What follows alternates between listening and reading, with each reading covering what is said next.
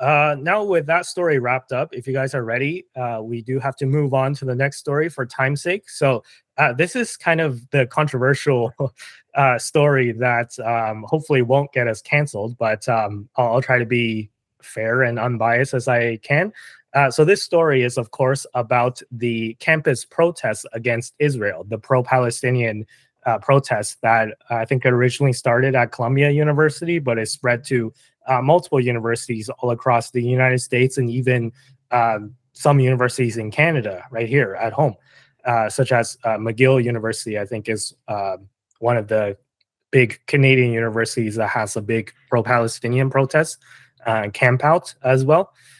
So basically, yeah, what happened is the students of these universities at Columbia or where else, they want the universities to basically divest their investments with anything to do with Israel, right? So, or specifically, it's company. They say it's companies that are supportive of the Israeli military, but like you maybe can make an argument that like anything that supports the Israeli economy is also maybe in that category, right? So basically, these students just want the university to cut ties with Israel because of what's going on in the Israel-Gaza conflict.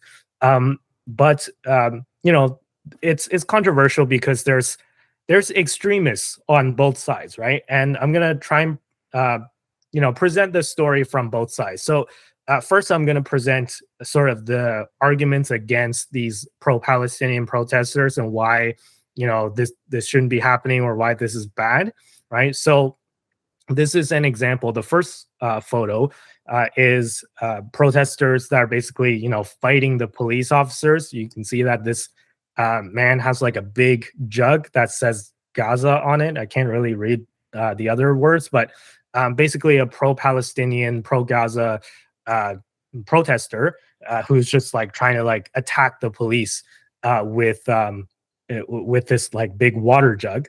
And then you have people who are masked, so they're wearing these I think they're called like kifas or kifas. It's like a Arabian kind of scarf or headdress, and then they're like using it to wrap their face to conceal their identity because they don't want like people to know who they are. And then they're like smashing windows and graffitiing everything and causing a lot of vandalism and stuff. And then you have like again protesters pushing back against the police, and then you have like people that are taking down the American flag, and I'm talking about this is happening in America, right? So they're taking down the American flags and putting up a Palestinian flag, which a lot of people, Americans specifically, might have a problem with, right? Because this seems like it's treason, so to speak, right? I don't know how else you can interpret it, but yeah, basically there's a lot of that happening. But yeah, that's basically kind of the arguments against these protesters. Is like they're being violent, they're being disruptive, they're a lot of them are shouting supposedly anti-Semitic slogans as well. So a lot of Jewish students on these campuses, they report feeling unsafe because these protesters are like blocking roads and blocking access to certain buildings, and some of them might be shouting anti-Semitic slogans, right? So that's kind of the argument against. But you have the protesters side who says like, hey, there's always going to be extremists at every rally, right? There's always going to be people who take it too far, and like anti-Semitism is not the goal here, right? The goal is to protest against Israel, the state, who's perpetrating this war on Gaza, who's killed a lot of civilians, tens of thousands of them, right? And a lot of people are kind of likening this to the Vietnam War and the response on university campuses. So if you guys remember that piece of history during the American involvement in Vietnam, it sparked kind of the hippie movement to make love, not war. And that was kind of their slogan. And a lot of, university campuses specifically had these big protests against the US government for their involvement in the Vietnam War. So the pro-Palestinian protesters are basically saying, look, this is freedom of speech, first of all. And second of all, this is not anything new. This is not anything different. We're protesting this the killing of civilians in Gaza. We're protesting like this big supposed so-called genocide, right? And again, maybe there's a debate as to whether or not it is genocide. So I'll leave that debate off to the side for 1 second, but it's just basically it's like, hey, this is just like another Vietnam. This is not anything like super different. This is just like a protest against this the senseless killing of civilians. So yeah, this is a controversial topic, and this is like a very nuanced topic. So I just kind of maybe want to get you guys' opinions on these. Like, do you guys support the protest, or are you guys against it?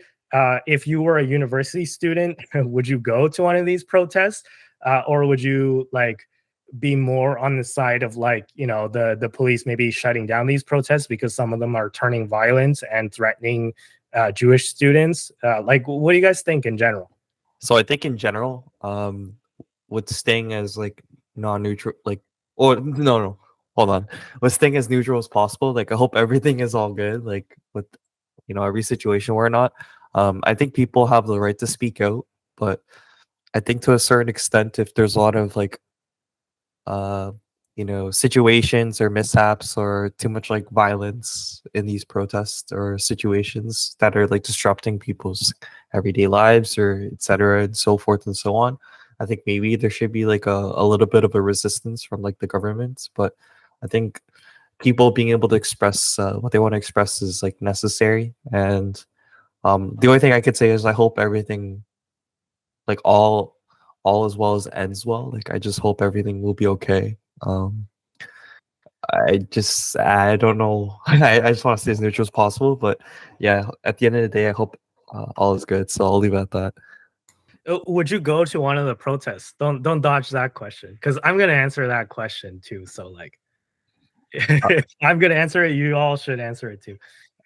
when I go to one of those protests, I'll be honest. Like, it sounds like insensitive, but I feel like I have like, oh god, I'm a DICK, but I feel like I'd rather go to another place or another thing in my life instead of going these protests. I'm not that much of a fight for the rights kind of guy. I'm just like, I exist here in Canada, but yeah, that's just my opinion. So I'll stay neutral. Hope all is okay.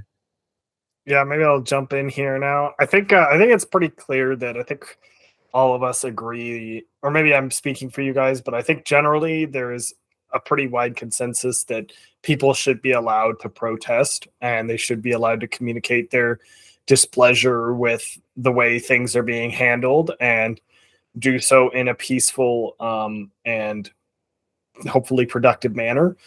Um, and I think that it's pretty clear that there are some bad actors, as there always seems to be bad actors in every sort of protest. And I think one thing with that is that I've never understood why the good actor protesters don't feed the bad actor protesters to the government or to the cops, in the sense of like, I never understood why, like, even with regards to like other protests, like the trucker convoy, for instance, like, when there's a bad actor, I feel like it is in both sides' interest that the bad actor be removed, right? So if there's someone vandalizing, someone destroying stuff, someone graffitiing things, I feel like, in my opinion, it would be good for the protesters for that person to no longer be there, because that person is clearly giving an impression that you guys are more violent and doing things and causing property damage and thus being a problem, when you're not. The majority of you are not, right? So you would want them removed as a protester. Well, the cops also are like, obviously, we don't want property damage occurring because that is a crime, and then it's in their best interest to remove them. So I never really quite understood why they don't get I don't know, kind of served up by the protesters, the good actor protesters. But maybe I'm just not understanding on that front. So I think it's unfortunate that there's bad actors in these protests, because I think that they have a right to make the protests. And I think that there is they in obviously there is a a real problem occurring in the sense of like anything with regards to civilian casualties, unnecessary civilian casualties, is going to be a problem. It's not a good thing. And I can see the kind of similarity between this and the Vietnam War in that regard, as Andy was kind of saying. Right. So I understand where they're coming from. I think maybe part of it is that there is so much more access to social media and stuff to communicate images of the bad actors, and then using that as, look at, this is the entire protest, and kind of displaying that. Whereas I feel like maybe in the Vietnam era, there was not quite the same level of coverage, which meant that you would see the majority of the people rather than the singular bad acts. You would see more of the overall group who were by and large being peaceful.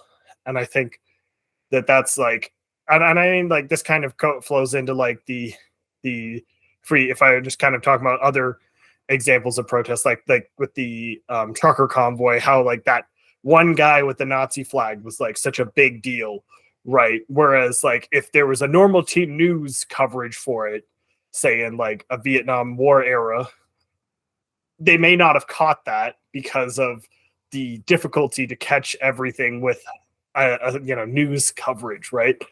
And like, because the majority of the people were being peaceful and were not necessarily being a problem, the singular bad actors are now being put more on display now than they ever have in the past.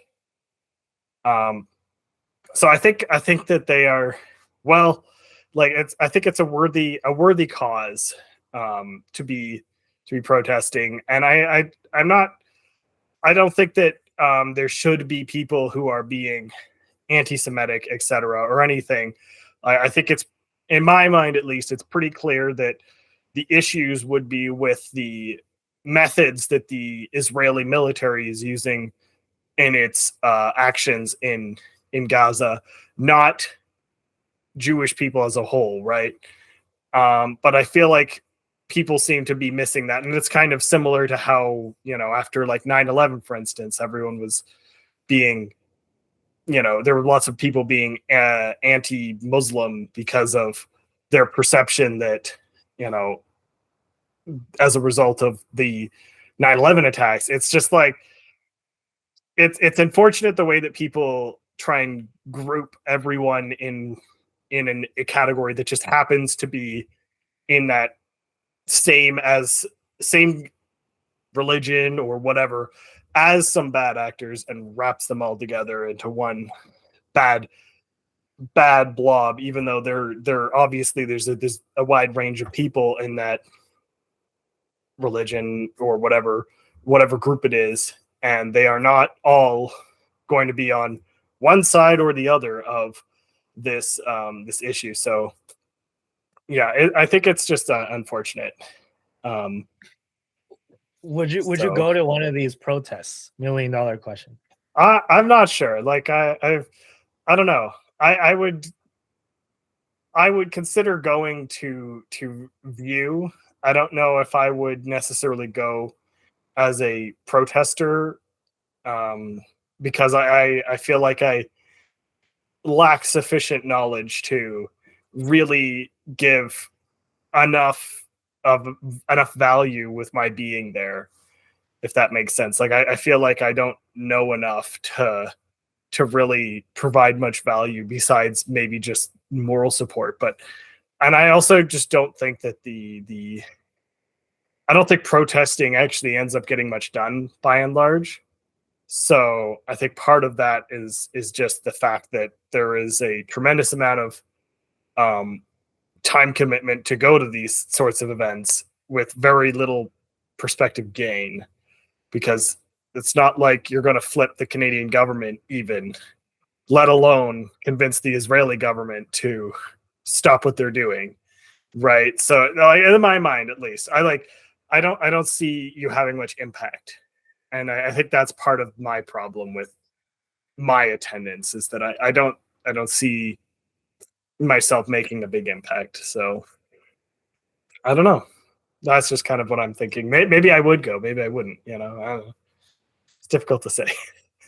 Yeah, so here's my opinion on this, right? And I think there's a lot of nuance that's missing from like a lot of this pro-Palestinian protests and stuff. And what I mean by that is, well, first of all, I support free speech, right? So I support the right to protest.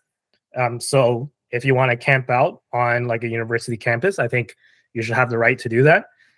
However, I'm really against this like vandalism, right? Like people smashing windows and people just burglarizing like their own school and blocking buildings and like graffitiing everything. So I really don't see how that helps their cause. And yeah, I personally I would not go to one of these protests just because. I mean, I think again, there's a lot of like I feel like people take a very one-sided look on these issues, right? So I saw like a sign that from one of the protesters that says that the like Israel Gaza conflict didn't start on October 7th. It started in 1948, which is the year that Israel was founded, right? But the truth is that's not correct either, because the conflict didn't start in 1948. This conflict is thousands of years old. Right? And this conflict has been going on since like literally the Roman times. So I think it's both incorrect to say that it started in 1948, and is also incorrect to say it started on October 7th. So I think this is like what a lot of like people on both sides don't understand, right? Both the pro-Palestinian and the pro-Israeli people, is that there's like Israel. I feel like you have to kind of acknowledge Israel's right to exist, right? Because like again, you can make an argument that they stole the land from the Palestinians and then they like occupied the land or whatever, right? But the fact is that if you want to make that argument, then like can you make the argument that like the people here in Canada are occupiers of Aboriginal land, right? Because like we kind of came over and took their land, right? So but it's like the people who are born in Canada natively these days, and who are not native by blood, like where are they going to go, right? Like should we just kick everyone out of Canada and give it all back to the Aboriginals, right? So it's kind of like the same idea with Israel. It's like, yeah, like you can make an argument that they stole the land in 1948, but like a lot of people were born after 1948. So it's like, what do you do with those people who are born and raised in Israel? Where are they going to go if you kick them out and give the land all back to the Palestinians, right? And I think that that's kind of the nuance that's missing from a lot of this like pro-Palestinian protests. And if you guys look at one of the images, the one with the poster, it says from the river to the sea, right? So that's a slogan that the pro-Palestinian crowd, some of them, not all of them, right? Some of them like to chant. And the full phrase, I believe, is from the river to the sea, Palestine will be free. And basically, what the people who are the pro-Israeli people are saying that, look, this is a call for the destruction of Israel and the genocide of Israelis, because from the river to the sea implies from the Jordan River to the Mediterranean Sea, which is all the land in what is now Israel. Right. So if that land is like all going to be given back to Palestine, then it's like where are the Israelis going to go, right? And the implication is that if you chant that phrase, you support the genocide of Israelis, right? So it's just like you want to get rid of all the Israelis and give the land all to Palestinians. So I think there is some merit to that argument. I'm not sure if you guys would agree to that. Maybe you guys would disagree.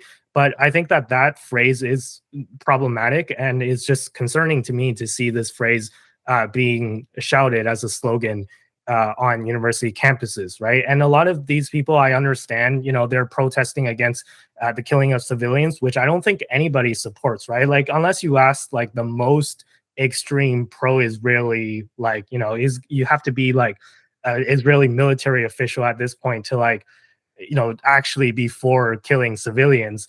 But like, I think even people who are pro-Israeli, like in in the United States and in Canada, I don't think that if you actually ask them, I don't think they actually support the killing of Palestinian civilians, right? But it's like, look, you know, there's Israel, and then there's Palestine, and then there's only so much land, and you know, it's like we could keep killing each other or we can get along. And these phrases, like from the river to the sea, is really not helpful, because you're implying that you want to wipe out the other person in order to like take back your land. And it's kind of like the exact same argument that is being used on the opposite side, where, like, you know, some Israeli extremists are saying that they want to wipe out the Palestinians and take all the land for themselves, right? So it's kind of like, you know, an eye for an eye, make the whole world blind kind of thing, right? In my opinion. So I'm really against like the use of these slogans, and I would be against the use of, like, you know, Israeli slogans that imply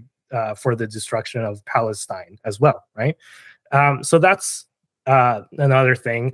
And yeah, in terms of comparisons to the Vietnam War, this is also like kind of nuanced, because not every event obviously is going to be the same, right? So I think the problem and the big difference between like the protests against Vietnam War and the pro-Palestinian protests is that the pro-Palestinian protests are like hovering dangerously close to persecuting like a specific group of people, right? And again, I'm not saying that the vast majority of pro-Palestinian people are anti-Semitic, but there has been a lot of like examples that I've seen where, you know, people are shouting anti-Semitic slogans and, you know, targeting Jewish people. And like, you know, I think there was like one professor at I think it was like New York or Columbia or something that was he was a Jewish guy. He's a professor, and his card basically got deactivated because he made a speech that was pro-Israel, right? So he made a pro-Israel speech, and then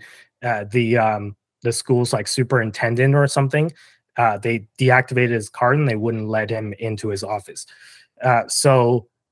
You know, I just see kind of that stuff going on, and it's not like a great sign. And I think that's like the difference between like maybe the pro-Palestinian, the anti like Vietnam people, is that the anti-Vietnam people, they like anti-Vietnam War, not anti-Vietnam, but like the anti-Vietnam War people, they didn't like, it wasn't about like race. It wasn't about as much about ethnicity, right? So yeah, I think that's kind of a big difference that we should maybe pay attention to. And overall, again, I agree with what Dom said. It's just an unfortunate situation. I really don't want to see it get even more violent than it already is, because there's already instances of like people getting hurt and stuff like that. And this is America, right? So eventually, like, you know, somebody might pull a gun, right? I'm just saying, right? I'm not wishing for that to happen, but obviously, right? But I'm just saying that that's a real possibility. And yeah, I just don't want to see this escalate. And I just think that a lot of these, like, you know, people who are like poli-sci majors, right? Or like these arts majors, humanities majors, who are supposed to understand the nuance of, you know, human nature and psychology and all this stuff, they tend to be the most extreme crowd, right? Like, that's just a fact. I'm not trying to like bash art students. I'm not trying to like, you know, throw shade. It's just a fact, right? Like, if you interview like people and what they study, I feel like a lot of the people who study maybe like STEM fields like engineering, they tend to be a little bit more nuanced in terms of their opinions, and then the arts majors are like the most extreme. So maybe that's another problem that we can talk about if you guys want. It's like, you know, what's wrong with our humanities departments all across, you know, North American universities, where we kind of breed these people who are supposedly experts in humanities and politics and all this stuff, and they tend to take the most extreme view possible, right? In terms of like anything politics related. But it's just a trend that I've noticed. Again, like, if you have the data that like prove me wrong, then please share it. But I've noticed that trend, right? That the people who with the extreme views tends to be arts majors. But anyways, let me toss the question back to you guys. I've said a lot. Do you guys have anything to add or any additional comments? I think nowadays we're all just a bunch of soft. No, I'm not gonna say it, but you get where I'm going. um, Yeah, I think it's just maybe with like social media, there's a lot more room for expression. Like, and then we do live in Canada, and like I guess the United States too, where freedom of speech is prevalent. Is that the word? So as time progresses, and then people feel more open and relatable, and feel like they have more of a voice, people have like different outlets to express, and like have these like what niches and genres that they tend to join, and then I guess these stereotypes begin to happen. Like stereotypes had to be created from somewhere, so over time these were developed. It's not like a stereotype doesn't like mean you're that specific stereotype and only that type of person. You can be your own person, like have other attributes of your characteristics. But um, yeah, I feel like boomers will always look down on us, being like, "You guys are so soft." Back in my day, yada yada yada. We used to do this, like walk 50 kilometers to school or something. You know what I mean? So, You calling me a boomer, Dom? no, no, I'm just like using it as like a reference example. Or I'm not calling you a boomer, but yeah, we just have room to be more expressive, and maybe the air is different from you know 30, 40 years ago. It's hard to explain, but yeah, these are the times now. It is what it is. I think a big factor with that in general is the fact that there is a big prevalence of echo chambers, and that's not necessarily just a art student or something to that effect perspective, but there is a lot of um, there's a very high prevalence of people finding themselves in echo chambers where everyone just agrees with what they have to say and no one challenges them, or when they are challenged, it's only in an adversarial relationship where there's no opportunities for them to develop any nuance to their opinions because no one is ever actually challenging your opinion with a reasoned argument. And I think that the prevalence of echo chambers is something that has been growing rapidly with the rise of social media. And we can see that all across the board, whether it's left leaning, right leaning. There's clearly groups where there are huge right wing bias, where there's everyone is all like, "Oh yeah, we're on the same page. This is how the world works." Well, there's other groups where the world seems to work completely different, and everyone only stays within their bubble and doesn't communicate and try and understand the other groups because you know the and this is part of the reason why I think that politics in particular has gotten so bipartisan is because they're the ability to have a discussion where You mean non-bipartisan? Like, because bipartisan means that it like the two parties work together. oh yeah, sorry, non-bipartisan. Yeah. They're basically like the parties are moving into their own, like I feel like in the past there was more of like a Venn diagram of stuff where like the parties could kind of agree on some things. They had different opinions and other things, but sometimes they could come to an agreement on something. Whereas I feel like now those Venn diagrams are increasingly just moving apart. And I guess that's kind of more politics, but I think that's also the case in like just general people. And I think that what you're describing, Andy, with the art students is that the arts tends to be more left leaning in general. And because they tends to be more left, like because it tends to be more left leaning, and because it's kind of its own little group as it is, there tends to be they tend to be part of an echo chamber in there, in which case they don't get exposed to reasonable other people who will discuss, and they don't have anyone challenging their beliefs and offering a differing position from a reasonable perspective where they can both have a discussion rather than argument. And I think that is just an example of how we're kind of all getting in these echo chambers. And so I don't think that it's necessarily the arts is having particularly extremist views, in the sense of like, I don't think that they're different, really. I think that they're just a vocal group that tends to have that's in its own echo chamber, that tends to be very vocal, so you may hear about it more. And again, I'm not saying that they're wrong to have the opinions that they have. I'm just saying that I think it's pretty clear to me, and I want to clarify, preface this also by saying that, like, I have definitely existed within echo chambers, right? So I'm not saying that if you are within an echo chamber, there's anything wrong with you, right? I just want to clarify that. But I think that there's a lot of people who are existing within these kind of like these echo chambers, and I think that that is really harming our ability to, like, as countries, as people, is really harming our ability to come to agreements and kind of what's the word, c word, cooperate and like Reach a consensus, right? yeah, reach a consensus, you know, come to an agreement, like come to some sort of you know, general, like, end the conversation with, maybe there's still some things that, you know, you disagree on, but you know, people can come to the conclusion that most people are pretty reasonable. Most people are not crazy, and most people have something of value to bring.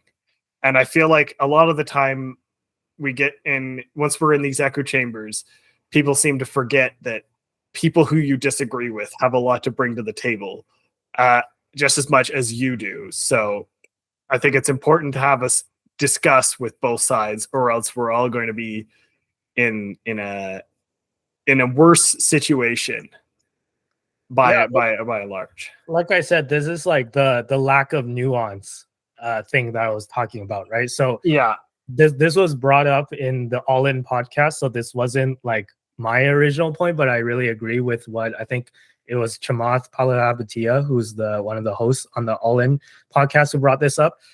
Basically, like, you know, the problem with a lot of these pro-Palestinian, and I'm sure it occurs on the pro-Israeli side as well, is that, like, we've segmented the Israelis and the Palestinians to the oppressed and the oppressor, right? So if you're an Israeli, then you're an oppressor. If you're a Palestinian, then you're oppressed.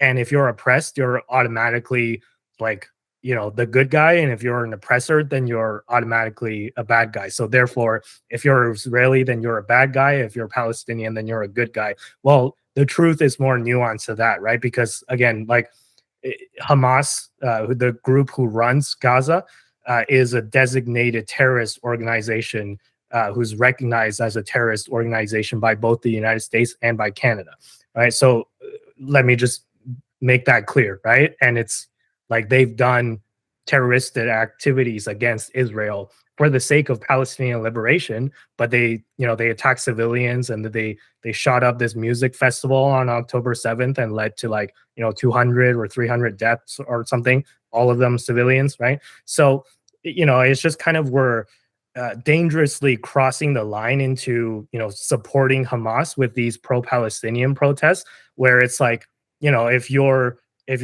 pro-Israeli, then you're automatically an oppressor, and if you're Palestinian, even though, like, you're Hamas, you're automatically a freedom fighter. And I just think that that's, like, too simplistic of a view, and it's a dangerous view to have, where you kind of just put everybody into one bucket and you put everyone else into another bucket, and there's kind of no gray area in between.